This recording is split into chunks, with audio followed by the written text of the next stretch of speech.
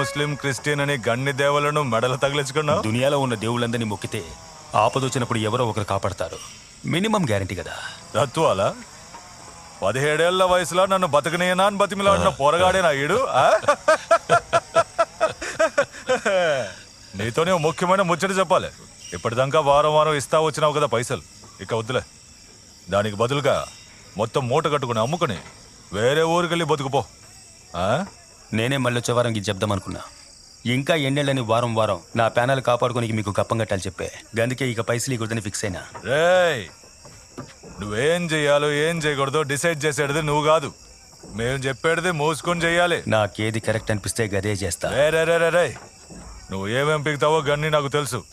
నువ్వు చేసేటి తప్పులకే గా పోరగాళ్ళను సరణరామునుడు గాళ్ళ చేత హత్యలు చేయించేటిది గన్ని మాకు తెలుసురా. నీ బల్పు చాలుగురి మంతాన నడవదు, లేదంటే ఏడన నీకు సమాధి కడతా.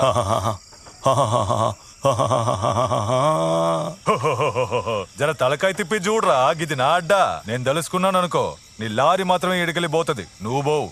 మీకు పైసలకి పంచేనికి విశ్వాసంతో పంచేనికి తేడా తెలియట్లా. ఓహో, నన్ను శాంపుల్ చూపించమంటావా? తమే గీడో ముఖ్యమైన పని ఉంది, జల్దీ రండి. రండిరా. భవానీరా, ఈ ముగ్గురు పెద్ద మనుషుల్ని గీడే కొట్టి చంపినోడికి బహుమతి పైసలు 20 లక్షల రూపాయలు.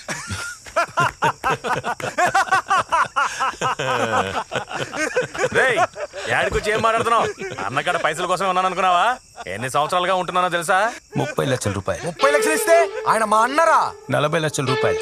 అన్నా ఏంటన్నా ఆడు మాట్లాడుతుంటే ఊరుకున్నావేంటన్నా? నువ్వు ఓని ఒక్క మాట చెప్పు. 50 లక్షల రూపాయలు.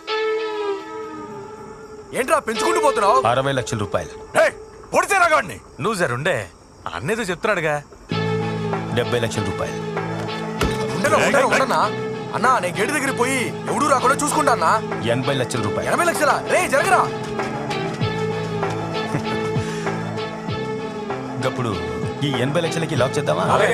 ఇది ఫిక్స్. 20 లక్షలు సమంగా పచ్చుకుని వీళ్ళ సంగతి ఏంటో మేము చూసుకుంటామన్నా.